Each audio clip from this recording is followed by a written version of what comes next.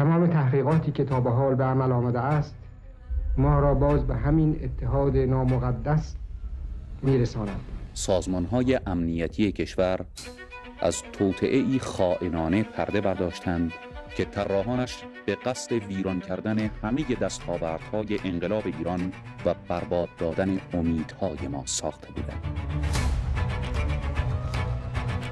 به عنوان کسی که در عملیات متعدد ترور و انفجار بمب شرکت داشته، هیچ کدوم از این بمب‌ها منفجر شد. 3 American civilians were ambushed in their car and gunned down by urban guerrillas. لحظه‌ای بود که انفجار دوم پیش آمده بود. از اونجا که به قول یک مقام امنیتی سیاست ارشادی حکم میکنه که از هر نوع انتقام جویی پرهیز و امتناع بشه، تروریسم از این نظر محکومه. به عنوان فرمانده تیم عملیاتی گروه مارکسیستی مجاهدین. Your Majesty, you have a police force, a secret police called the SAVAK. You smile as I bring the subject up. SAVAK has not been anything more than CIA or any other intelligence service. بدین گونه است که در یک جامعه مارکسیستی اسلام حقیقی به عنوان یک روبنا قابل توجیه است و ما نیز چنین اسلامی را تایید می‌کنیم. بعد دیدم که جلوی من یه چیزی دود میکنه، بعد اون بمب منفجر شد. در مورد فعالیت و نوع کار گروه مارکسیست اسلامی، آقای لبافی نژاد، شما در چند عملیات بمبگذاری کردید؟ دو بمبی که ما در مسیر آیزنهاور گذاشته بودیم. ایشون نسبتی به شما دارن؟ بله، ایشون برادر من هستن. Head of the third section of the SAVAK in charge of the interrogation of the political prisoners. The deputy director of SAVAK, a man by the name of Parvis Sabeti. Mr. Sabeti.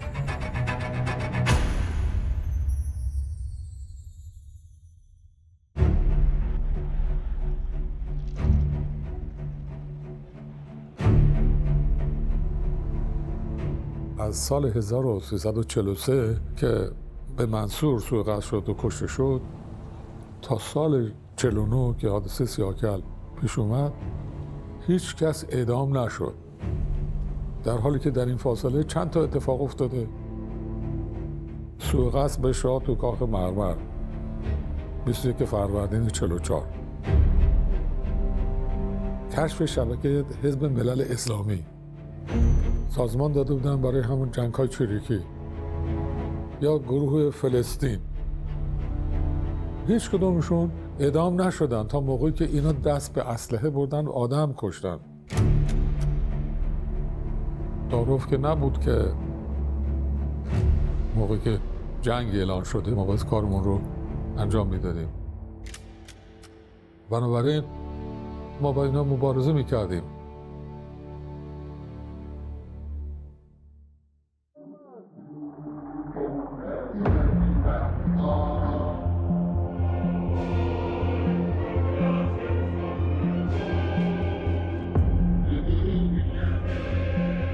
در اون دهه 60 و 70 یه تب انقلابی جنگ چریکی گرفته بود به خاطر شرایطی که در دنیا بود. لاتین امریکا گرفته، تو همه جوریات تو آلمان بدر ماینهوف، مثلا تو ایتالیا گرد سرخ، یا تو حتی ژاپن، اینا سازمان‌هایی بودن که برای چریکی می‌خواستن بکنن. در ایران هم خب این همین سازمان انقلابی اومدن، بعدم گروه‌های دیگه مثل همون گروه فلسطین که شکرالله پارنژاد، اون ناصر کاخزاد، دیگران، اینها هم در تحت نفوذ تب جنگ چریکی بودن. چریکی هم که میگفتن در واقع همون تروریست دیگه. این موقع میگیم ما جنگ چریکی بکنیم یا بکنیم، خب یعنی باعث به هر حال چریکی باید یه رو بکشه که بتونه موفق بشه دیگه. و هر حال هم نتیجهش این خرابکاری هست، سابوتاژ هست، تبلیغات ضد رژیم هست، همه اینا هست دیگه. اینا میخواستن که تقلید بکنن که کارهای انقلابی میخوان بکنن، اینا هم جزو مخالفین بودن. باید شروع کنیم از حزب توده. حزب توده متصل بودن به روسیه و خود اینها یه چیز وابسته به خارجی بودن و بعد هم علیه مملکت بودن. خب به هر حال این یه هدفهای بعدی هم که اومدن سازمان انقلابی که اومدن خواستن به همون مرام خالص خودشون به استالین رو ادامه بدن، اینها خب ضد رژیم بودن. اما همین مارکسیست‌های اسلامی هم خب علیه مملکت بودن. بعدم ما هر گوشه یه تجزیه طلب هم داشتیم دیگه.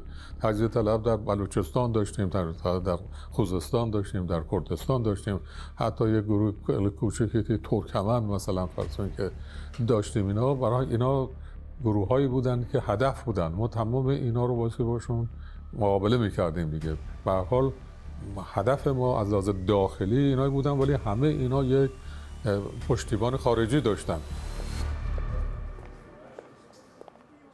طبیعتا ما باعث این وظیفه‌ای که داشتیم بود و اساس سازمانی که داده شده بود، قانونی که برای ساواک تصویب شده بود، مبارزه با این جور اقدامات بود. نتیجتا این وظیفه قانونی بود که ما انجام میدادیم.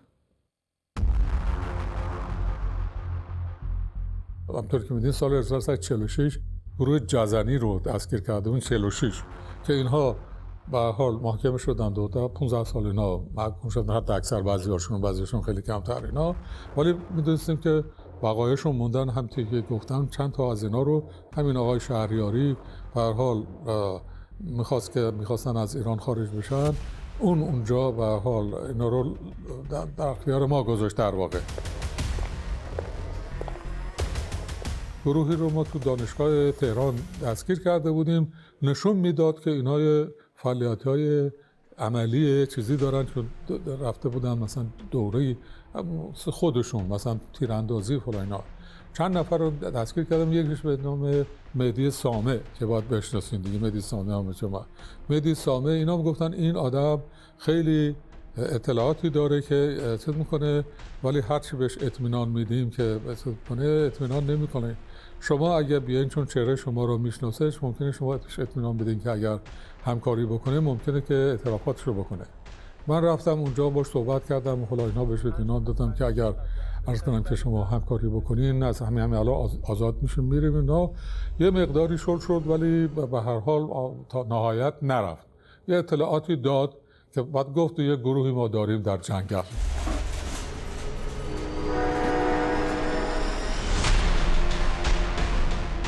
نتیجتا ما کنسنتریت کردیم رو مسائل گیلان اونجا و بعد در اون فاصله که کردیم یه کسی به نظرم اسمش نیری بود، کسی رو در اونجا تردد کرده بود، دستگیر کرده بودن مامورین ژاندارمری. ما گفتیم به ژاندارمری مراقب باشین که اینجا یه فعالیتایی داره چی میشه. اینی که دستگیر کرده بودن بردن به پاسگاه سیاکل. اینا فکر کرده بودن که دارن در پاسگاه این رو آزاد کنن. رفته بودن اون صفایی فراهانی، یکی از همونایی که رفته بود در فلسطین دوره دیده بود، رهبرشون بودشنا. اول هدفشون مسئله آزاد کردن این آقای بود که اینا دستگیر شده بود که اون ممکنه اعترافات بکنن. رفتم اونا اونجا، نتیجتا مجبور شدن که هم فرمانده پاسگاه سیاکل رو بکشن. یک آدمی هم به نام خانه انصاف اونجا بوده، اونو بکشن، دو تا ژاندارم رو بکشن. بلافاصله خب خبر پیچید و ما تهران ژاندارمری و حال مأمور شد که بره اونجا. تشکیلات مأمورین ما هم همراه شد، رفتن رو بقیه شبکه رو گرفته بود. اینا پرسنل ژاندارمری هم اونجا کشته شد تو اون جریان اونجا، ولی یه تعداد از اینا رو مثل همین صفایی فراهانی که رهبر بود که اینا فکر کردن که خب به هر حال میرن خاطر دهقانان و اونا باشون همکاری میکنن. رفته بودن به خونه اینا، چیز شده بودن به هر حال مخفی بشن. اینا رو گرفته بودن، تک بسته بودن دستشون و تلفن زدن، ژاندارمری اومد و گرفته بود اینا. بنابراین خود دهقانای محلی اینا رو چند تاشون اینا دستگیر کردن. تمام قائله سیاکل همون چند روز خاتمه پیدا کرد.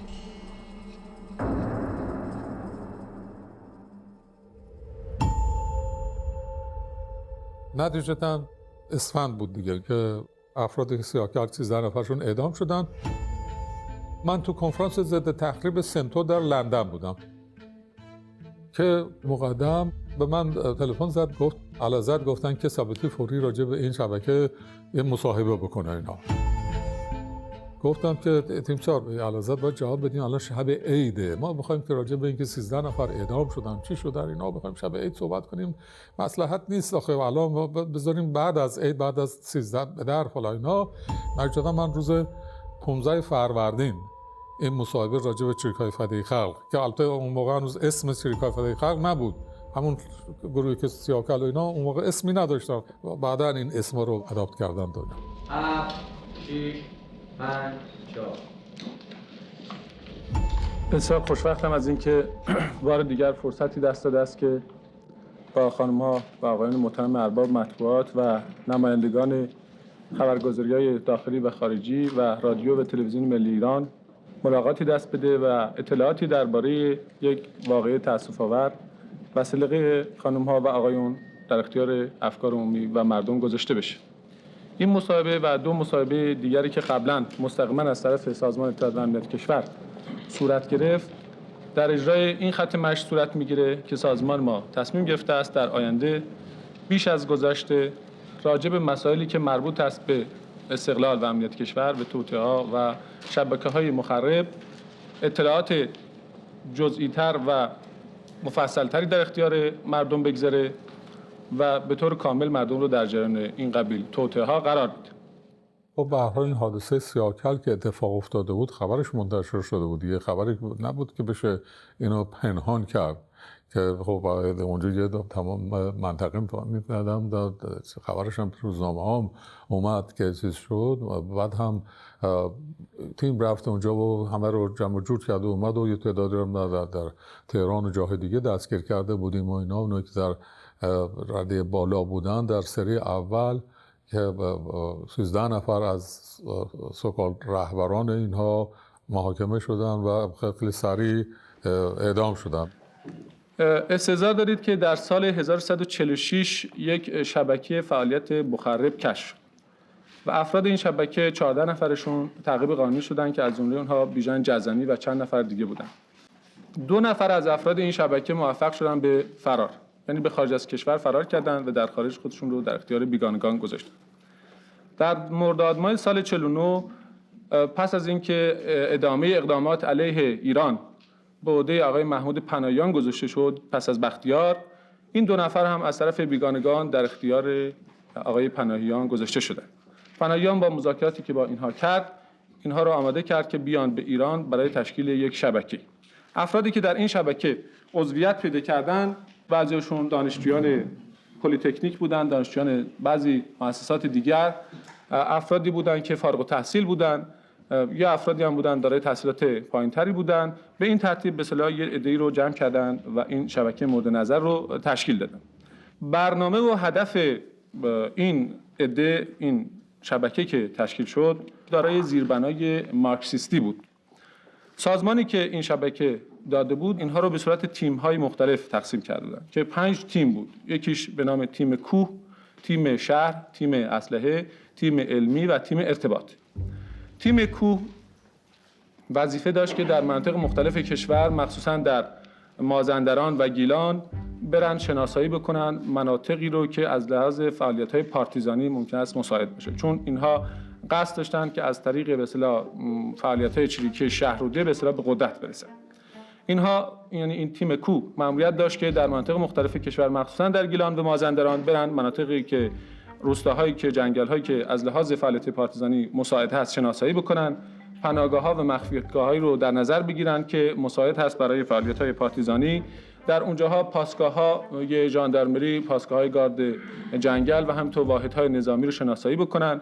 جاهایی رو در نظر بگیرن برای مخفی کردن عرض کنم که اسلحه و یا غذا و پوشاک. حتی 4 محل رو هم در گیلان و مازندران برای این کار در نظر گرفته بودن و مقداری هم اسلحه و یه مقدار خوراک، یعنی چیزای فاسد نشده مثل برنج و روغن زیتون و یه مقدار داروهای کمک‌های اولیه از این قبیل چیزا و یه مقدار پوشاک هم در اونجاها گذاشته بودن و انبار کرده بودن.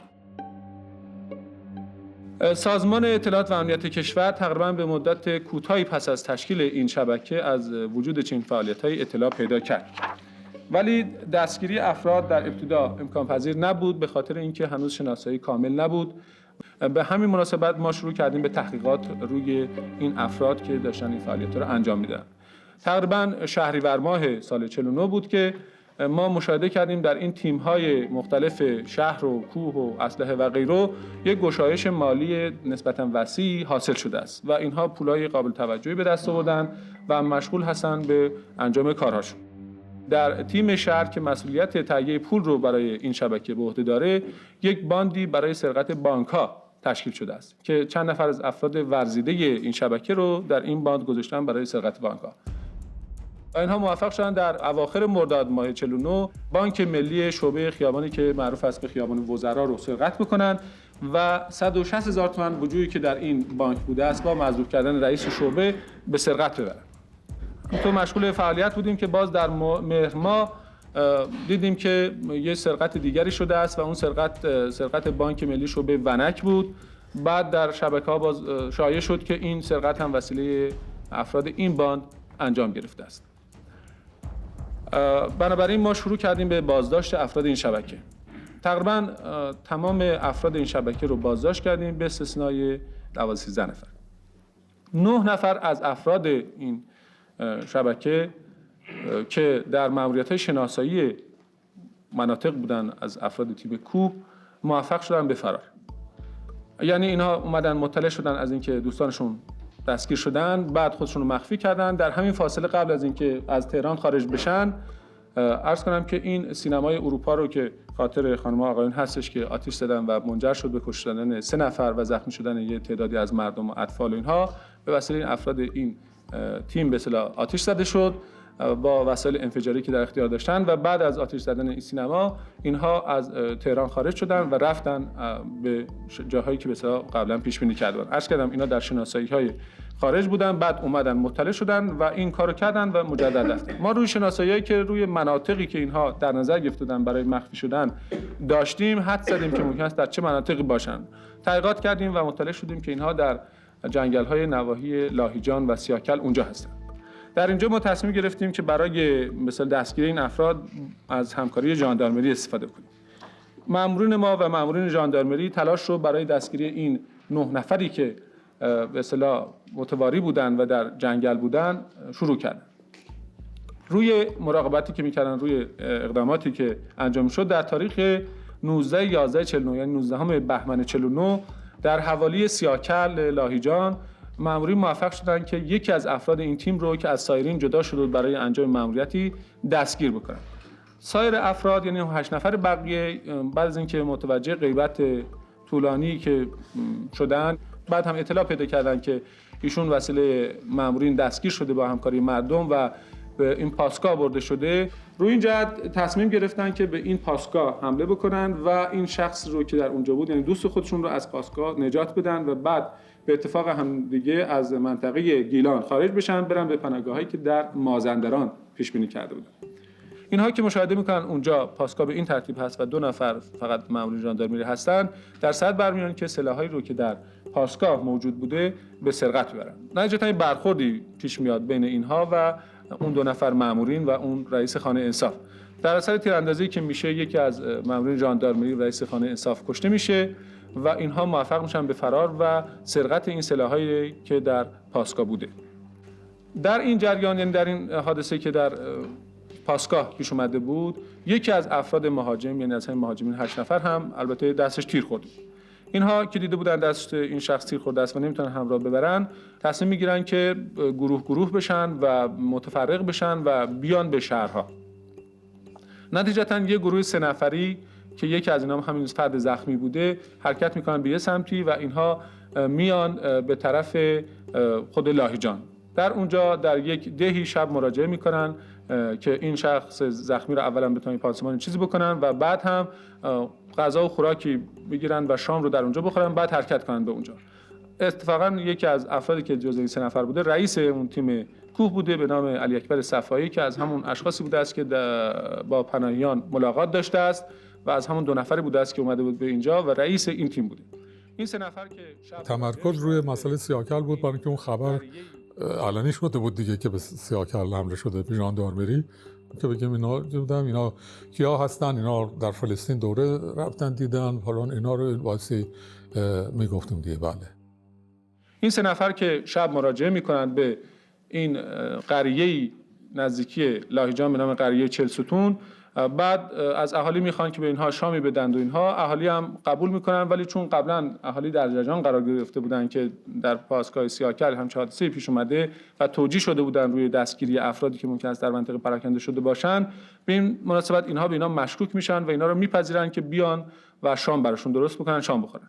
بعد هم اینا که مشغول میشن برای آماده شدن شام، اینا میرن خبر میکنن سایر افراد ده رو و از دهات اطراف خودشون هم کمک میگیرن. زنها و مردای ده جمع میشن، به تدریج چند تا از مردا به عنوان اینکه امشب اینجا شب نشینی بوده، قرار بوده که بیان شب نشینی، هم تو به تدریج میان وارد اون اتاق یا خونه‌ای که این سه نفر هم در اونجا بودن میشن و بعد هم موقع اینها رو غافلگیر میکنن و اینها با اینکه یه قبض مسلسل داشتن، به صورت اسلحه کمری داشتن، این زنها و این مردهای اون قریه 40 ستون اینها رو دستگیر میکنن و بعد تناپیچ میکنن و خبر میدن به ژاندارمری که میان اینا رو میبرن.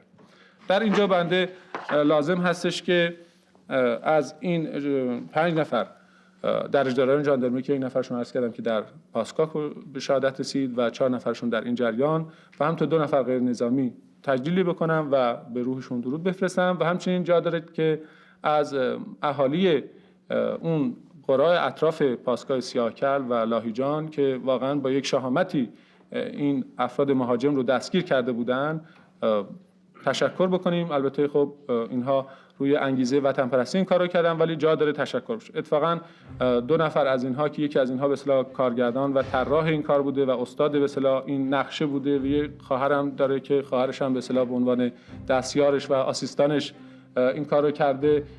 اینها رو آوردیم در تهران هستن و بنده خواهش میکنم که اگه ممکنه این آقا و این خانم بیان در اینجا معرفی بشن. البته از اینها یه فیلمی تهیه شده است که بعد نمایش داده میشه. استدعا میکنم که این آقا و این خانم بیان.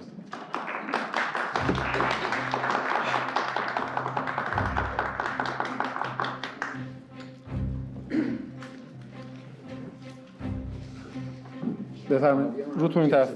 بله قربان، از اهالی 40 ستون هستن آقای عزیز اسدنیا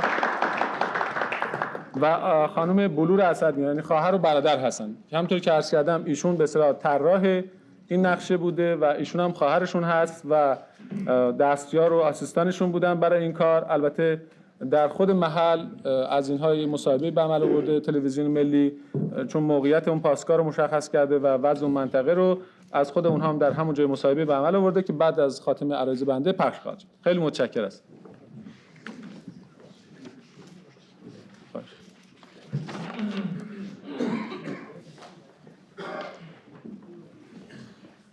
حالا از آقای طباطبایی استفاده می‌کنم که اگر سوالاتی باشه ترتیب شه بدن که این سوالات رو بنده جواب عرض کنم.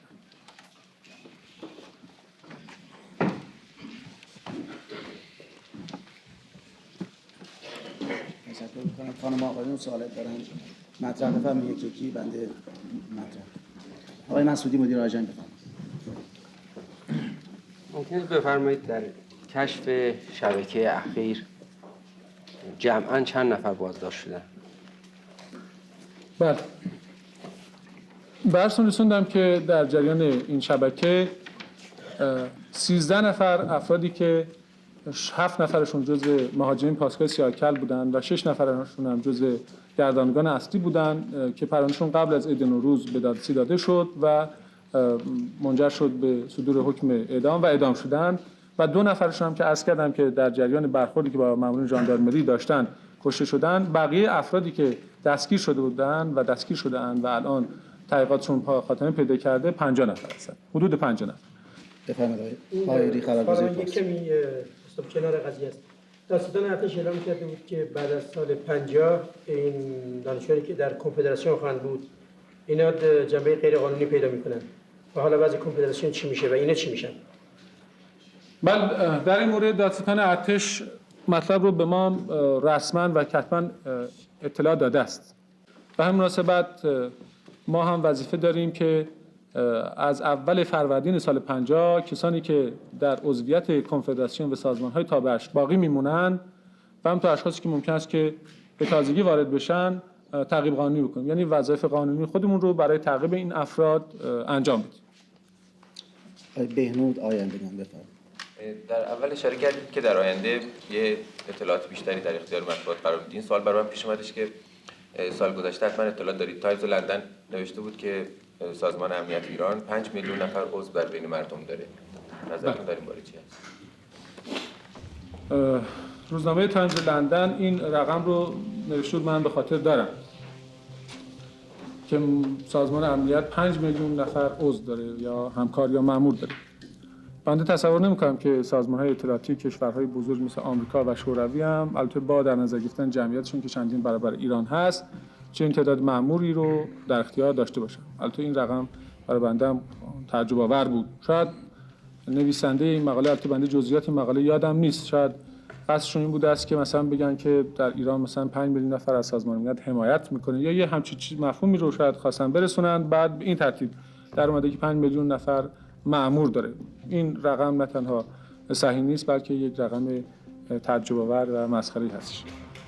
بنده تا اونجایی که مقررات دستگاه اجازه میده ممکن است در این باره توضیح خدمتتون عرض کنم. به طور کلی ما دو نوع پرسنل و یا مأمور در اختیار داریم. یک دسته کارمندان رسمی دستگاه هستند، کارمندان رسمی سازمان امنیت هستند که اینها مثل سایر کارمندان دولت حقوق بازنشستگی می‌پردازن، رتبه میگیرن، مشاغلی میگیرن، گاهی موقع مشاغلی میگیرن که سر و کار داره با مردم، مثلا در یک شهرستان رئیس سازمان امنیت میشن یا کارهایی دارن، ارتباط دارن، کم بیش ممکن است گاهی موقع اینها شناخته بشن. اینها کارمندان رسمی هستند، مثل کارمندان وزارت خارجه، مثل کارمندان وزارت کشور، مثل کارمندان شهربانی و این. دسته دیگه که تعدادشون بیشتر هم باید باشه، اینها مأمورین ما هستند که اینها در استخدام رسمی ما نیستن. ممکنه بعضیاشون کارمند دولت باشن، مثلا در فلان وزارتخونه بعضیاشون، ولی مأمور رسمی در استخدام رسمی ما این افراد نیستن. بایستی خب خانه‌خواه ما خبر داشته باشیم اینها رو در طبقات مختلف مردم هستن، در بین سازمان‌های دولتی، کارگران، کشاورزان، اصناف، احزاب، مطبوعات که مربوط خود آقایون ممکن است باشه، دانشجویان، استادان دانشگاه و از این قبیل جوامع و جمعیت‌ها. و اینها دو وظیفه فی الواقع میشود گفتش که دارن. یه وظیفه اصلیشون که وظیفه اختصاصی سازمان اطلاعات و امنیت کشورهایی که طبق توجیهی که به اصطلاح میشن عمل میکنن. یک وظیفه دومی که وظیفه مهمی هم هست این است که اینها در محل‌های کارشون، محل‌های تدریسشون، محل‌های تحصیلشون یه مأموریت دارن که اگر یک نقایصی رو ببینن، یک نارضایتی یا چیز رو مشاهده بکنن، در اونجا این نارضایتی‌ها یا نقایص رو گزارش بکنن و این گزارشات میاد پلو ما، بعد ما روش تحقیقات میکنیم، بررسی میکنیم، چک میکنیم و بعد این گزارشات رو ممکن است که بفرستیم به سازمان‌های مسئول و میفرستیم که مثلا در فلان مؤسسه مثلا یه همچین نارضایتی یا همچین نقیصه‌ای وجود داره. این گزارشات میره به اون سازمان‌ها و غالباً هم مؤثر و مفید هست و برطرف میشه غالباً. البته دخالت ما در این مورد هم دلیل داره، همونطور که عرض کردم ما قانون برای ما وظایف اختیاراتی گذاشته است، در این مورد هم باز یک دلیلی داره که ما دخالت می‌کنیم برای رفع نارضایتی‌ها و اون دلیل این است که بر صورت عوامل منحرف و مخرب همیشه سعی می‌کنن از موجبات نارضایتی و از نارضایتی‌هایی که ممکن است وجود داشته باشه استفاده بکنن و دامن بزنن یا تبلیغات بکنن. این است که ما سعی می‌کنیم که این نارضایتی‌ها از بین بره. البته همونطور که عرض کردم این افراد به هیچ وجه شناخته شده نیستند و حتی اگر تظاهر بکنن ما اینها رو اخراج میکنیم. ممکن است که بفرمایید که گاه به گاه اشخاصی هستن که میگن اینا مأمور هستند و فلان ها. باید خدمتتون عرض بکنم که اینها هیچ وقت مأمورین ما نیستن. اشخاصی که تظاهر بکنن که مثلا وابسته هستن به دستگاه ما غالبا افراد کلاشی هستن که میخوان به این ترتیب به سوء استفاده بکنن، تهدید بکنن و ما هم دائما دنبال این قبیل افراد هستیم که اینها رو بشناسیم، تعقیب بکنیم. تو یک بکرات هم کردیم افرادی رو که خودشون رو منتسب به ما کردن یا مأمور گفتن مأمور فلان جا هستیم، اینا رو تعقیب قانونی کردیم به عنوان جعل عنوان. اینا بر صورت در این زمینه این سوالی رو که فرمودید بنده نمیدونم جواب دادم یا نه، قانع کننده بود یا نه. بر صورت اگه شما رقم و عدد می‌خواهید بنده نه متاسفانه میدونم دقیقاً و نه اگر بدونم عرض می‌کنم خدمت. آقای نوداشانی بفرمایید. چند روز قبل روزنامه دی ولت چاپ آلمان غربی نوشته بود که سفیر و وابسته مطبوعاتی سفارت آلمان در تهران به وسیله عمال کنفدراسیون تلفناً مورد تهدید قرار گرفته بودند. ممکن در این زمینه توضیحات بدید؟ بله این جریان، این خبر تصور میکنم مربوط به یک ماه و نیم پیش باشه. ممکن است اخیراً دی ولت نوشته باشه. البته این بعید نیست که عوامل کنفدراسیون چنین تهدیدهایی رو بکنن، از اونها هیچ بعید نیست، چون میدونید که رفتن این افراد وابسته به کنفدراسیون یا سازمان‌هایی که کنفدراسیون رو تشکیل میدن به چین مثلا یا به کوبا یا به آلبانی برای دیدن دوره‌های یا کنفرانس مثلا شیرین کردن آب شور دریا یا نمیدونم استفاده مثلا از نیروی اتم که نیست. خب خانه‌خواه اینا میرن در اینجا دوره‌هایی میبینن برای آژیتاسیون، نمیدونم شانتاژ، ترور، تخریب، ساپوداژ، از این جور چیزا. خانه‌خواه این تعلیماتی رو که در اونجا فرا میگیرن بایستی به کار ببرن و آزمایش بکنن و در عمل ازش استفاده بکنن. از این جور کارها میکنن و از اینها بعید نیست که چنین کارهایی کرده باشن، کما که برای اینکه از این کار استفاده کنن خودشون رو در اختیار بختیار هم گذاشته بودن، با بختیار تماس کردن، بعدش هم با پناهیان، بعدم با هر کسی دیگری که فصل مشترکی در این زمینه خرابکاری و نمیدونم خیانت و این چیزا داشته باشه قرار میدن. اگرم پیدا نکنن یه همچین اشخاصی رو، به کرات ما دیدیم که اینا علیه همدیگه هم از این چیزا به کار میبرن. یعنی خود افراد کنفدراسیون مثلا میبینیم که گاهی موقع اختلافاتی بینشون پیش میاد، یکی مثلا با روش کار دیگری موافق نیست، شروع میکنه از این قبیل کارهای شانتاژ با اینا کردن، مثلا چاقو کشیدن، کتک زدن، بمب گذاشتن، از این چیزا. در این زمینه خب تجربه ما داریم، سابقه هم داریم، در گذشته خاطرتون هستش که حزب منحل توده در اینجا در ایران که فعالیت داشت از این جور کارا میکرد. شاید اون خاطرات مربوط به کشتن حسام لنکرانی و عرض کنم که نوایی اینها رو به خاطر نبرده باشید یا سرقت‌های دیگری که اینها کردن در این زمینه. بنابراین چنین کاری از طرف کنفدراسیون که فی الواقع الان تبدیل شده است به یک سازمان تروریستی به این ترتیب که این دوره‌هایی که می‌بینن بعید نیست. ولی خب این سبکی که گفته شده، یعنی سبکی که مثلا تهدید تلفنی، غالباً و غالباً باعث تهدیدهای تو خالی باشه. مطلب دیگری سوالی نیست. مصاحبه رادیو تلویزیونی امروز درباره حادثه سیاهکل در اینجا به پایان میرسد. متشکرم. خیلی ممنون. من روز 15 فروردین مصاحبه رو کردم. درست 2 روز بعدش روز 17 فروردین از اداره برمیگشتم، دیدم که 2 تا اتومبیل پیکان، هر کدوم 4 تا آدم توش، 2 تا 3 تا مثلا خیابون دیدم که دنبال من هن اینا. دنبال من اونجا یک کلانتری بود، دوام خیابان فره‌آباد شمالی، رفتم جلوی کلانتری ایستادم. یهو دیدم من جلوی کلانتری واسطن، 2 تاییشون دور زدن رفتن. در این صورت میبایستی ادامه میدادن که مثلا جلب سوءظن نکنه، ولی اینا بلافاصله رفتن. فردا صبحش فرسیو رئیس دادرسی ارتش رو ترور کردن. اینا تصمیم گرفته بودن 3 نفر رو ترور کنن، یکی فرسیو رئیس دادرسی ارتش، یکی سپهبد بهزادی دادستان ارتش. بهزادی میگفتش که همون روز که من اینطور حادثه بر من پیش اومد، میگفت ساعت 8 شب بود، من دیدم یک کسی از بالای دیوار خونمون داخل خونمون سرک میکشه. اینا سرک میکشه، میگفتش که من مشروب شدم، اومدم 2 تا تیر در کردم، رفتم به کلانتری هم اطلاع دادم که همچین چیزی شده و من تیراندازی اینجا کردم به خاطر اینکه 2 تا آدم اشکال کنم.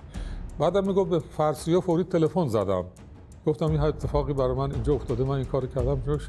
فرسیو میگفتش اهمیتی نداد و صبح که به حال از خونه‌اش در می اومد و راننده‌اش می‌برد هم عقب اینا واسطه اونجا زدن کشتنش دیگه. این شروع برنامه‌های بعدی چریک‌های فدای خلق بود. منظور من راجع به خود من این بود، اون شب این برنامه راجع من قطعی بود که اول من بودم، اگه اونجا من توقف نمی‌کردم اینا.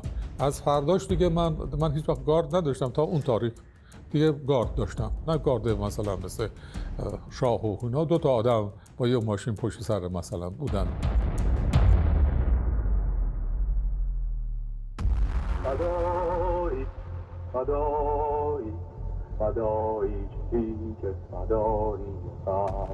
رهبر چریک‌های فدای خلق حمید اشرف بود، تهران و شهرستان ها. مسعود احمدزاده که بودش که از مشهد اومده بود، بعد همین پرویز پویان، این 2 نفر و حال تروریستی هم بود. اون کتابی نوشته بود که جنگ پارتیزانی هم تاکتیک هم استراتژیک. بعد اون یکی هم یک کتاب دیگه، این 2 تا تئوری چریک‌های فدای خلق بودن. ولی حمید اشرف چیز تئوری نبود، چیز عملی بود.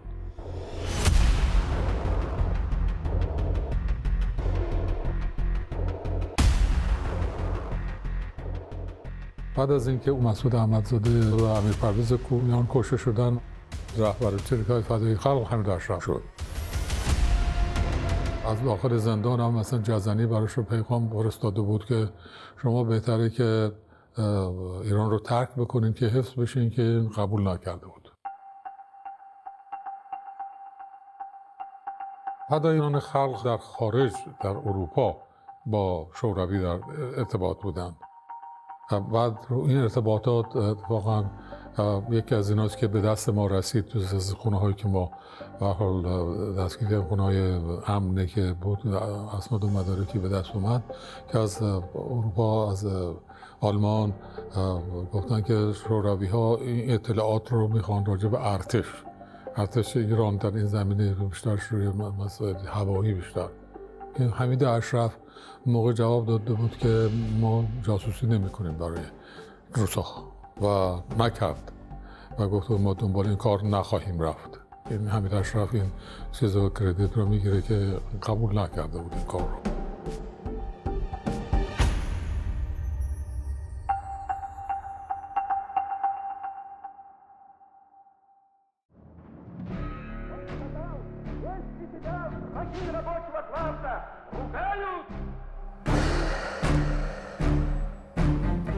بعد از استالین خروشچوف اومد و یک تغییر مسیری داد و در کنگره 20 حزب کمونیست شوروی مرحله تازه‌ای از کمونیست رو اعلان کرد.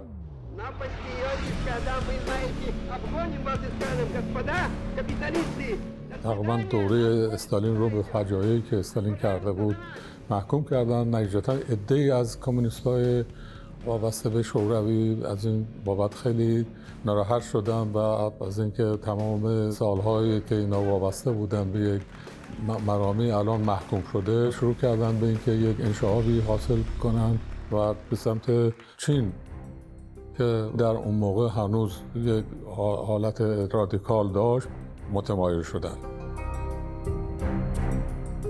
دانشجویان ایرانی مخصوصا در آلمان و اروپا در این زمینه پیش قدم شدن که سازمانی درست بکنن به عنوان یک سازمان انقلابی حزب توده. افرادی که در این زمینه شروع کردن به کار، یکیش خان بابا تهرانی بود، از کم که همین کوروش لاشایی بود، سیاوش پارسانژاد بود و آدمای مختلف دیگری. اینها این سازمان درست کردن و شروع کردن ارتباط مستقیم با چین برقرار کردن و همطور که گفتیم خان بابا تهرانی رفت به چین، در اونجا مقیم بود و یک رادیویی رو هم اداره می‌کردن. بعدم شروع کردن به فرستادن گروه که برن اونجا آموزش ببینن. بعد از اینکه روابط ایران با چین داشت درست میشد، خب چینی‌ها گفتند که ما دیگه از اینها حمایت نمی‌کنیم، ولی ما اطلاع پیدا کردیم که نخیر هنوز هم ادامه داره. همه جاها و این چیزها رو ما مشخص کردیم و به علازت گفتیم هنوز این چیز ادامه داره. وقت علازت آقای اسفندیاری نامی بود سفیر ما در چین در اون موقع، اسفندیاری رو مأمور کردن که بره به اینا اعتراض کنه که شما تعهدتون عمل نکردید اینا. بعد اینا که اینا رو دیده بودن اسناد، اینا گفتن بله خیلی متاسفیم، این کار دولت نیست، به کار حزب کمونیست چین هستش و ما از حالا اینها رو به حال چیز میکنیم که دیگه حمایت نکنن. ولی دوره‌های مختلف اینها اونجا دیدن، تو همه این کسانی که رفتن اونجا، همین پارسانژاد یا مثلا خان بابا تهرانی، اینا خاطراتشون نوشتن چه دوره‌های اونجا میدیدن. بعد که دیگه گروه برای تعلیمات به چین نمی رفتن و میفرستادنشون به عراق تو دستگاه جلال طالبانی که همین لاشایی و اینا این دار دسته و تو عراق دستگاه جلال طالبانی یه اونجا دوره دیدم. خب ما خیلی از همین اطلاعاتی که پیدا کردن چه کسانی در اونجا هستن با نفوذی که در دستگاه کردها داشتن. البته خب کردها بارزانی‌ها با ما بودن و طالبانی‌ها با ما نبودن، ولی خب کردهای بارزانی تو دستگاه طالبانی نفوذ داشتن و تمام عکس‌های اینا رو بر ما تهیه می‌کردن، میدادن که ما می‌دونستیم در اونجا دارن دوره می‌بینن. و اونا بیشتر فعالیتشون در اروپا بود. بعد هم که میرفتن به عراق ما از اینا اطلاعات داشتیم، ولی اونا که از آمریکا، خب اونایی که بسیار ما اطلاعاتی که داشتیم مثلا اینا چپن در آمریکا، ولی از اینکه جزء سازمان انقلابی هستن اطلاع نداشتیم. متهم ردیف سوم عباس ملکزاده میلانی. مثلا میلانی رو تا همون موقعی که این گروهایی که اومدن وارد ایران شدن و تماسش با اینو برقرار شد، روی تعقیب مراقبت و متوجه شدیم که این هم با اینا در ارتباط هست. ریاست محترم دادگاه، دادرسان محترم، پدیده‌های اجتماعی و انسانی دائما در حرکتند و در نتیجه این حرکت به تغییر و تحول دائمی میرسند. ترکیبی از شرایط داخلی و خارجی هر پدیده جوهر واقعی و روند این تحول و تکامل را تعیین می‌نماید. بلند بفرمایید که کاملا در نتیجه دیدگاه ما نسبت به این پدیده‌ها 30 نفر حد اکثرش عضو سازمان انقلابی حزب توده وارد ایران شده بودند که برای تعدادشون عرض کنم که اینطوری دستگیر شدند و اومدن مثلا مصاحبه کردند، تعدادشون محکوم به زندان شدند، یه تعدادی هم ما باشون توافق کردیم، آزادشون کردیم، رفتن. با درک این ضرورت، با اذعان به اشتباهات گذشته خویش و با اطمینان به اینکه از این پس وظیفه خود را در ادامه سازندگی ایران جدید از راه‌های مشروع و قانونی انجام خواهم داد، امیدوارم که فرصتی به من داده شود تا به جامعه بازگردم، باشد که دین خود را نسبت به جامعه به نحو شایسته ادا کنم. من احساس می‌کنم که باقی ماندن من و دیگر متهمان این پرونده در زندان آبی است به آسیاب امپریالیست‌ها و دشمنان ایران، زیرا که در دورانی که کمبود نیروی متخصص از مهمترین مسائل سازندگی ایران نوین است، مشتی از متخصصین پرتجربه جامعه را از امر تولید جدا می‌نماید و مهمتر این که در امر ضروری و تعیین کننده وحدت ملی خللی هرچه جزئی وارد می‌آورد. صحبت دیگه ندارید شما؟ آزادانه می توانید اگر باز صحبتی دارید بیان بکنید. بفرمایید. کار عمده‌ای که اینا کردن همون یک گروه اولی اومده بود که همون سروش نهاوندی بود. سروش نهاوندی که اونم خودش به چین رفته بود. قبل از اینکه بقیه بیان این 1 سال 2 سال زودتر اومده بود، سال 1348 اومده به ایران گروهی تشکیل داده بود خودش. گروهی هم که تشکیل داده بود بیشتر هم قوم‌کشای خودش بود، مثلا پسر عمو دایی خواهرزاده اینا بودن به چند نفر دیگه، 7 نفر هم چیزی. کار اولی که اینا کردن حمله به بانک ایران انگلیس در خیابان تخت جمشید بود که 250,000 تومان اونجا سرقت کردن و بعد هم حمله به سفیر آمریکا که ناموفق بود و بعدش هم بعضی 7-8 ماهی ما اینا رو دستگیر کردیم و چون عرض کنم که این سروش نهاوندی بیشتر اعضای خانواده خودش رو اینوالو کرده بود، از اول یه حالت عرض کنم که وجدانی ناراحتی داشت. ما از این چیز استفاده کردیم که اگر عرض کنم که شما بیاین همکاری بکنیم ما میتونیم ترتیب بدیم که اینایی که شما اینا رو آوردین و ناراحتین از این که مسبب این کار هستین، اینا رو آزاد میتونیم برن که اون قبول کرد که با ما همکاری بکنه. ما به حال وارد شدیم به اون سازمان انقلابی حزب توده تا موقعی که کلی خنثی بشه و به حال نفوذ کامل داشتیم. اینا البته هنوز هم دنبال آقای سروش نهاوندی هستن که اینو پیدا کنن. به حال میدونن که اون مسبب بوده است برای اینکه این سازمان لو رفته. این سازمان لو میرفت خاناخواه، ولی خب به حال تسریع شد.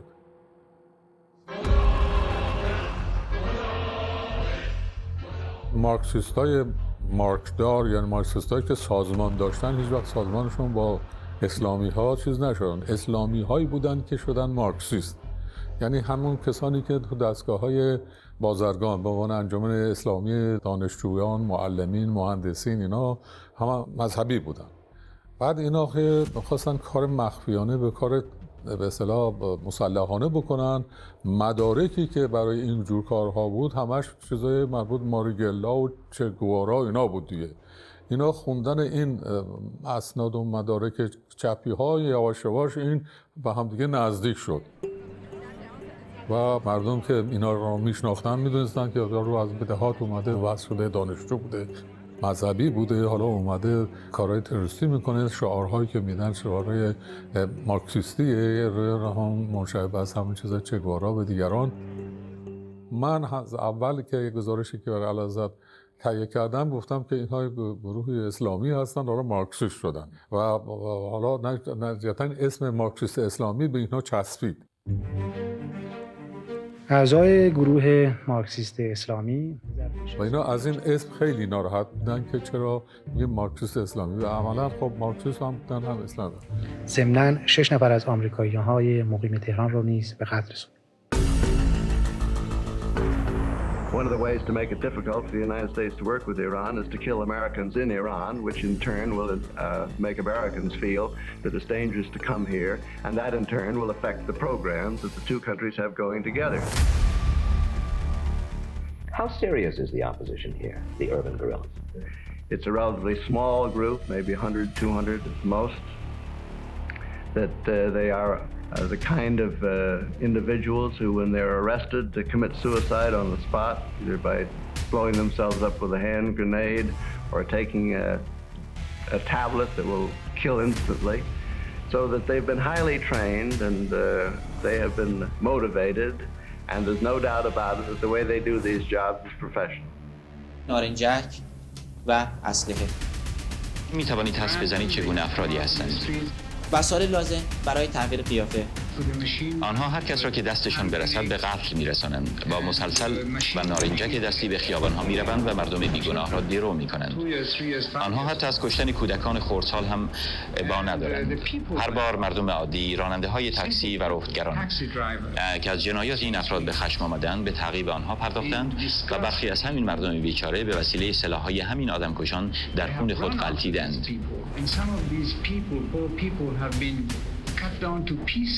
دینامیت‌ها در بعضی از ظروف به این شکل جاسازی شده، تفنگ‌های دوربیندار به کالیبرهای مختلف، گلاگیس‌ها، عینک‌های مختلف، چاقوهای زامندار، وسایل لازم برای جعل مهر.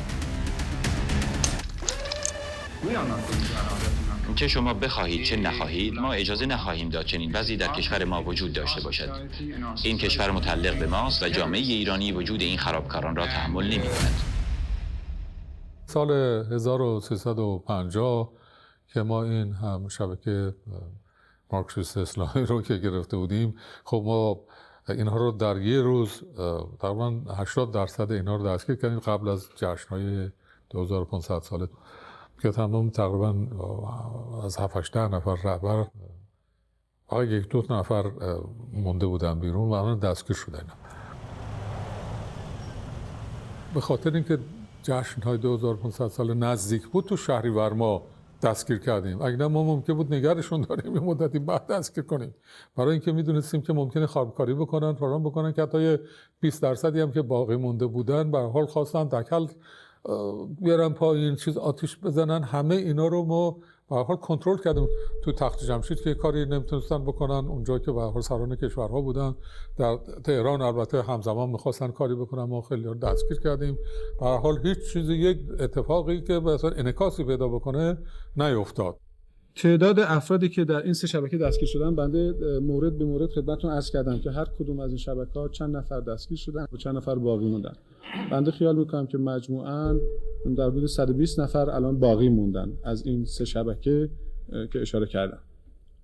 در مورد میزان مجازات متاسفانه بنده نمیتونم اظهار نظر بکنم، چون میزان مجازات تعیینش با مراجع قضایی و دادگاه هست. البته اتهام اینها مشخص است. اتهام اینها جاسوسی، ارتباط با بیگانگان، تخریب مراکز، تخریب سازمان‌های مربوط به برق، اصلا که مقاومت مسلحانه در برابر مأمورین، تشکیل دستجات اشرار، این اتهاماتی است که اینها دارن. ولی مجازاتش با دادگاه است. استدلال دارید که تا قبل از اینکه دادگاه در مرحله نهایی نظرش نده و رأی دادگاه در نظر قطعیت پیدا نکنه، نمی‌شود گفتش که یک شخصی چقدر مجازات داره. بنابراین حتی تقاضای دادستان هم درباره میزان مجازات نمیتونه تعیین کننده سرنوشت متهم باشه و معلوم است در دادگاه چه سرنوشتی داره. بنابراین فعلا نمیشه متاسفانه بگیم که چه میزان هست، یا خوشبختانه برای اینکه همونطور که می‌دونید از لحاظ قانونی از وظایف مراجع قضایی است و ما اظهار نظری در این مورد نمی‌تونیم. از این 120 نفر به جز اون دستی هستن که خلاص شدن آزاد بله تعداد افرادی که آزاد شدن عرض کردم، مثلا درباره اون جمعیت نهضت آزادی عرض کردم که 100 نفر تقریبا دستگیر شده بودن، حدود 30 نفرشون درجه 3 بود فعالیتشون آزاد شدن، 70 نفره. درباره سازمان انقلابی عرض کردم که در حدود 35 نفر بودن، 15 نفرشون که درجه 3 بود آزاد شدن، 20 نفر رفتن. در مورد اون ساکام عرض کردم حدود 50 نفر که 20 نفرشون رفتن، 30 نفرشون رفتن. در حدود 120 نفر از این سه شبکه پروندهشون به مراجع قضایی فرستاده شده که اونجا باید تصمیم گرفته بشه. مثل دیگه اجازه فرمایید سوال دیگه نیست. برنامه امروز در اینجا به پایان میرسد. متشکرم. جلوی خرابکاری ترور فلان اینها رو تا اونجا که میتونستیم بگیریم که گرفته بودیم موفق بودیم و بنابراین اصلا ما با اینا مبارزه میکردیم. این سازمان هایی که اسم فدایی خلق میگفتن، خب فدایی خلق میگفتن، البته بعد خلق و فدایی خودشون کردن، ولی به هر حال فدایی میگفتن، فدایی میشدن دیگه.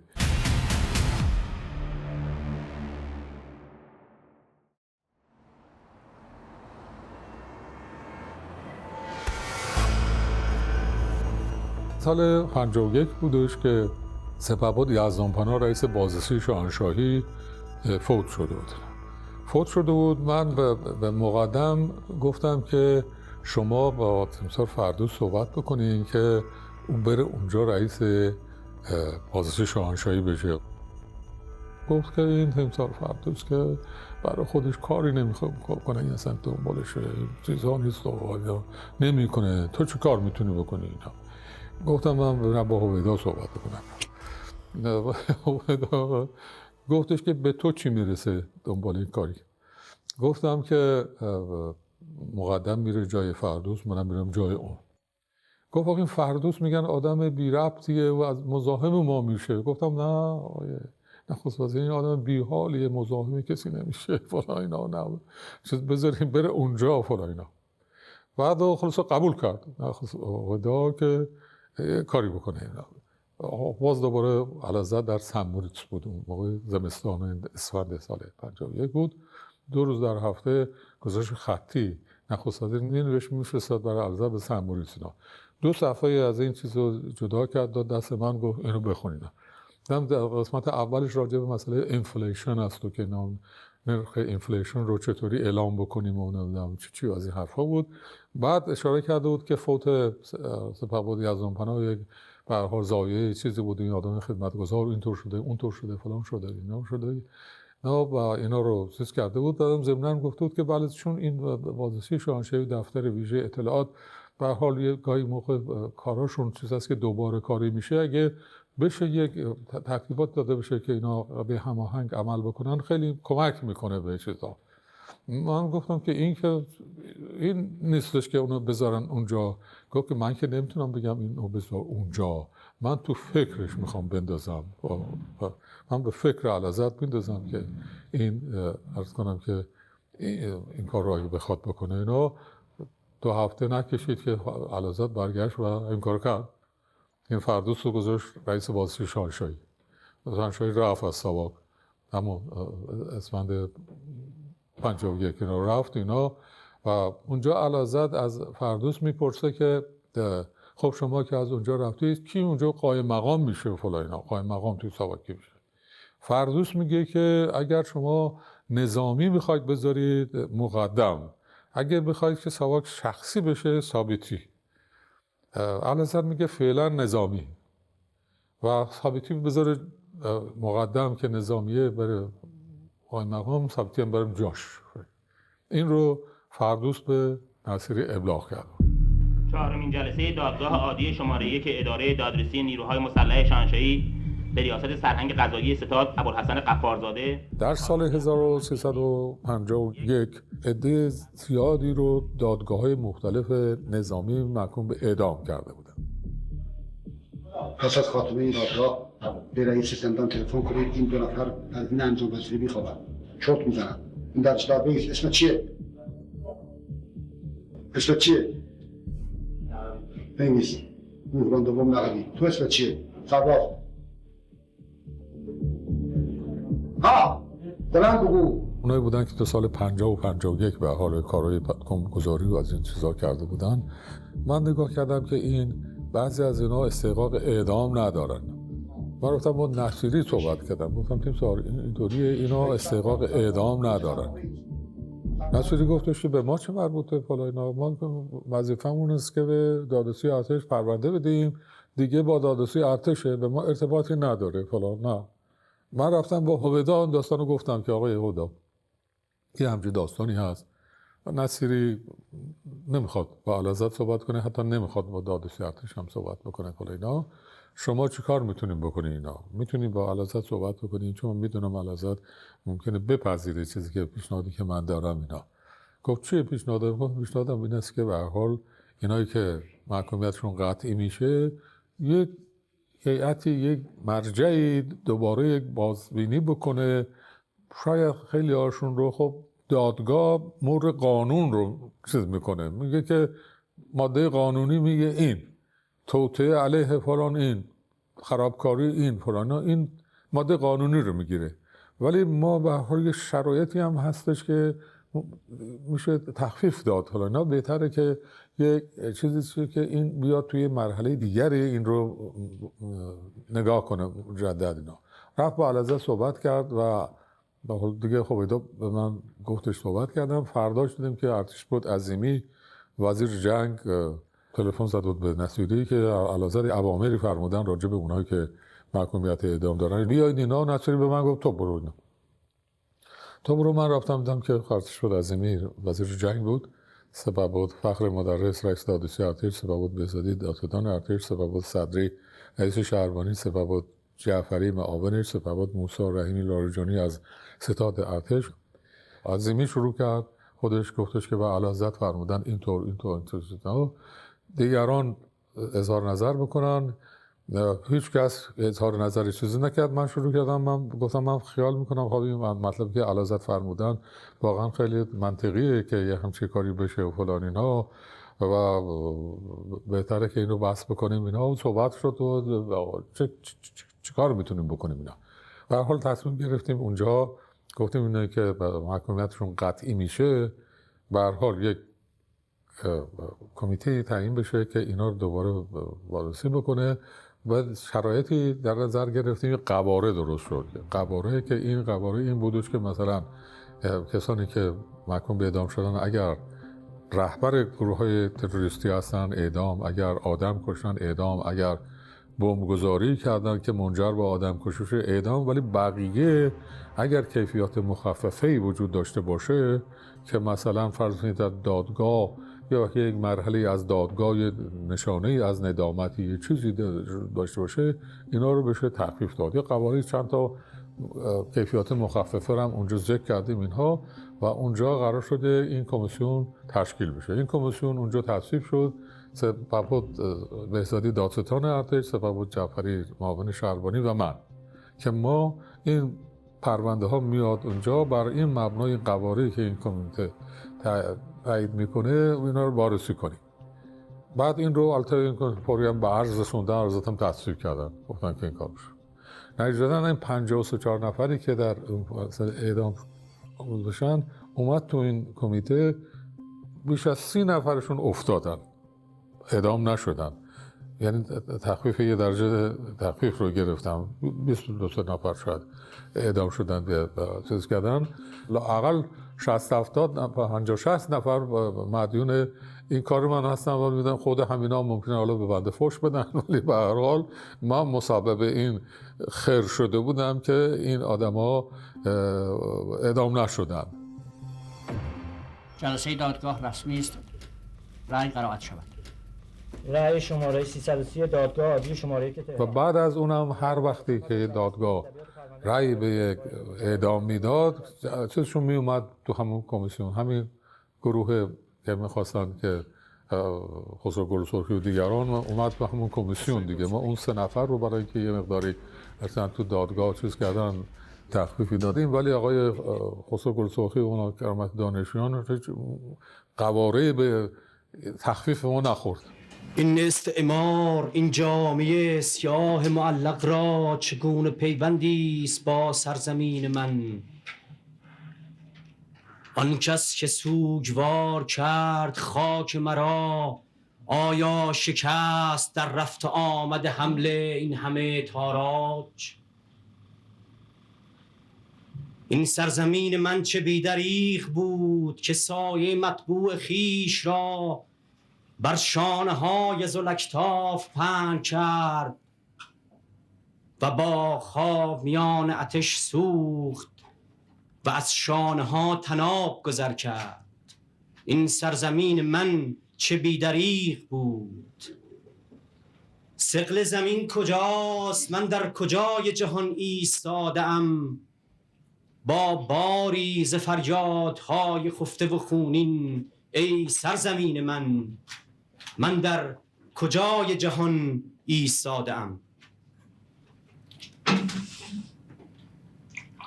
چون بحث دزدیدن ولیعهد و یا ملکه بود، گفتن که خود اعلیحضرت گفتن که فردا خواهند گفتش که دادگاه دربسته اومدن یک کسانی رو به عنوان این جرایم محکوم به اعدام کردن. بهتره که به هر حال علنی باشه، خبرنگار داخلی خارجی همه بیان و ببینن که اتهام اینا چیه، دادستان که اتهاماتی میکنن که چه کارهایی رو نمیخواستن بکنن اینا رو همه رو بیان بکنه که بعد حکم که داده میشه نگن که یه چیز دادگاه دربسته اومدن و عده رو بیگناه رو اعدام کردن. این دستور از بالا اومد که مستقیما به تلویزیون چیز کردن، به ما البته ابلاغ کردن که باید این پخش مستقیم بشه. من که یک مارکسیست لنینیست هستم، برای نخستین بار عدالت اجتماعی را در مکتب اسلام جستم و آنگاه به سوسیالیسم رسیدم.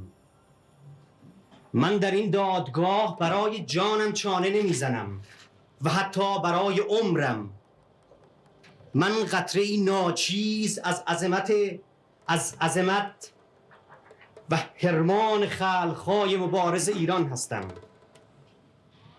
هنگامی که مارکس میگوید در یک جامعه طبقاتی ثروت در سوی انباشته می شود و فقر و گرسنگی و فلاکت در سوی دیگر، در حالی که مولد ثروت طبقه محروم است، و مولا علی میگوید قصری برپا نمی شود مگر آنکه هزاران نفر فقیر گردند، نزدیکی های بسیاری وجود دارد. چون این است که میتوان در این لحظه از تاریخ از مولا علی به عنوان نخستین سوسیالیست جهان نام برد و نیز از سلمان پارسی ها و اباذر غفاری ها. زندگی مولا حسین نمودار زندگی اکنونی ماست که جان اومد اونجا خطابه خوند و که من به اتهام مارکسیستی اینجا محاکمه میشم و من به امام حسین و لانا که شهید شده اقتدا میکنم. اینا این صحبتایی که اونجا کرد دیگه خیلی کار خودش محکم کرد. از لحاظ اینکه مبنایی برای اینکه یه تخفیفی داده بشه، ما که نمیگفتیم به دادگاه که چه جور حکم بدن، پرونده که نشون میداد که اینا توطئه کردن برای این کار، اینا بر مبنای توطئه علیه عرض کنم که رژیم و اینا که حالا میگفتن که ما میخواستیم مثلا ولیعهد رو و ملکه رو چیز بگیریم، بعد بگیم زندانیا. واسه همین کتابی که آقای عباس سماکار یکی از همینا بوده است که نوشته خیلی مفصل، اونجا گفته که ما با هم دیگه صحبت کردیم که نمیدونم ولیعهد رو اگه گرفتیم نکشیم، نمیدونم چی، و این حرفا تمام تو همین کتاب شاید خونده بودید. من یک شورشی هستم، این آقا نوشته، اینها رو همه رو نوشته که ما این برنامه رو داشتیم. اتهام سیاسی در ایران اونجا گل سرخی به خاطر همین که هیچ مبنایی پیدا نشد برای اینکه دادگاه به هر حال رأی داده، ما باید یه مبنایی پیدا بکنیم برای اینکه تقاضای تخفیف مجازات بکنیم براش. همه خبرنگاران خارجی هم بودن، دوربین و فلان و همه ضبط میشد. بنابراین دیگه بعدش که ما اگه میخواستیم ببریم مثل شما سانسور بکنید یا فلان اینا، که اون وقت بعد خودش میگه اون نشون میدادن که نه خیر اینجا اینطوری گفت، حالا مثلا شما دارین اینطوری پخش میکنی. دیگه ما مداخله نکردیم برای اینکه بگیم که خود دستور داده شده که پخش مستقیم بشه و چیز بشه و حالا دیگه بلافاصله در همون موقع داشت تلویزیون پخش میکرد یا نه من یادم نیست، ولی به هر حال عیناً پخش شد. شرکت‌های سهامی زراعی و شرکت‌های تعاونی که بیشتر به خاطر میلیتاریزه کردن ایران به کار گرفته شده، شما خواهش میکنم تا خودتون دفاع بکنید. تا کت خداها من دارم از خلقم دفاع میکنم قربان. شما به عنوان آخرین دفاع از خودتون دفاع بکنید و چیزی هم از من نپرسید. به عنوان آخرین دفاع اختار شد که مطالبی در اون که به نفع خودتون میدونید در مورد اتهام بفرمایید. من به نفع خودم هیچی ندارم بگم. من فقط به نفع خلقم حرف میزنم. اگر این آزادی وجود نداره که من حرف بزنم میتونم بشینم و میشینم. شما همونقدر آزادی دارید که از خودتون به عنوان آخرین دفاع بکنید. من صحبت بفرمایید. اثر خوبی نداشت. برای اینکه بگن یک کسی که مثلا اومده که من مارکسیست هستم امام حسین هستن این اعدام بشه، ولی اینکه مثلا که این توته برای سوء قصد داشته رو که خیلی ها دیگه نشنیدن که نجتا به عنوان که این جوانی بوده است و فلان این است و این جوان اعدام شده و دلسوزی هایی بود. بله. حالا بیشترش هم این دلسوزی ها بعده، برای اینکه برای علیه سواد تبلیغ بکنن هست. اون موقع همچه چیزی نبود که اینقدر مثلا انعکاس داشته. تو خود چپی ها این انعکاس بود، تو خاطب مردم که همچه دلواپسی از این بابت نبود یا مثلا همدردی نبود. ختم دادرسی متهمین به اتاق خودشون هدایت کنید. قبول دارید که شما توی بحث امنیتی برنده شدید ولی توی بحث تبلیغاتی باختید به مخالفان؟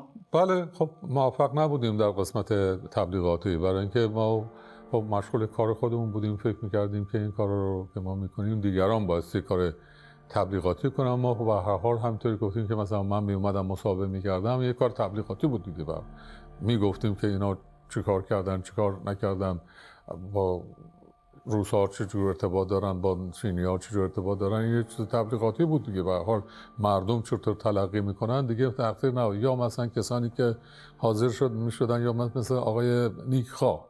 خب این همه خب اومد صحبت کرد فلان اینها، خب این چیز تبلیغاتی بود برای اینکه خنثی کردن اون آثار. ولی خب یه عده نخوان قبول کنن دیگه، ما نمیتونیم مجبور کنیم که قبول کنن که طرف ما رو بگیرن. که حساسیت روی شما و اسم شما بین گروه‌های مخالف برای چی بود؟ بیشترش مربوط به هم مصاحبه ها بود.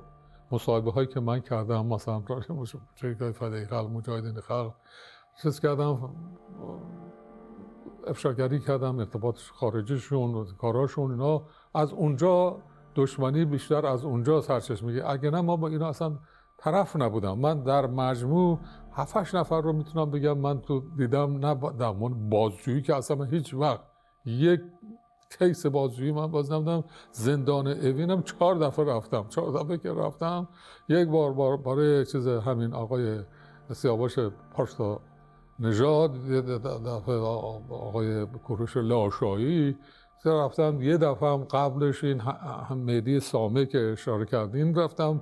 کردم اینها کسانی بودن که به من میگفتن اینا اطلاعات چیزی دارن، با بهشون تعمین بدیم میتونن باز بکنن، شما رو چهره شما رو میشناسن. که موقعی بودش که دیگه من به اصطلاح مصاحبه کردن میشناختن.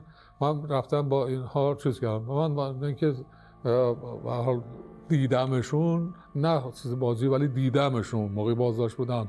همین گفتم عرض کنم که سیاوش پارسا نژاد، عرض کنم که کوروش لاشایی، بعد هم مهدی سامه، بعد عرض کنم که خب میلانی را بعد مثلا دیدم، آقای رضا براهینی را هم که دیدم در اونجا دیدم، بهزاد نبوی رو اتفاقا دیدم، بهزاد نبوی جزء مذهبی بودش اینا.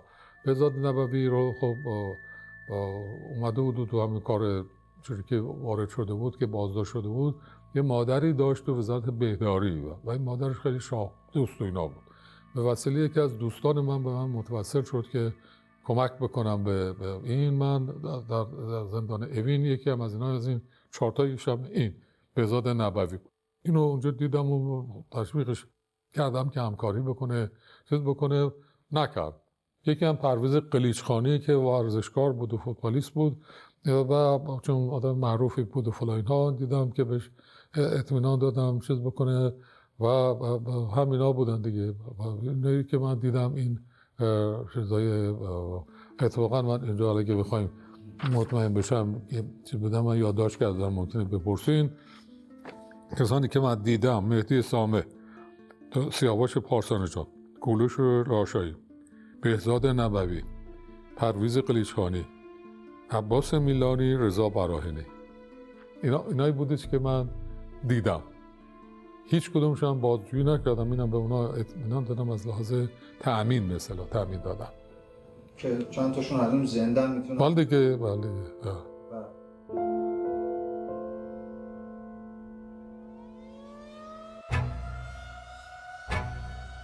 درباره طرح‌ها و پروژه‌های زمانبندی شده مربوط به ماده 2 فرمان توسط کارشناس و مسئول کمیته امور صنایع کمیسیون شاهنشاهی قرار میشه. در هنگام بازرسی مدیر فنی کارخانه در کارخانه حضور نداشت و مسئولان حاضر در کارخانه اظهار داشتند که کارخانه نزدیک 3 سال است که مدیر فنی ندارد. اینا میومدن هر چیزای منفی جمع و جور میکردن، میومدن بعدم آقای فردوس هم گفتن باید بشینه اونجا.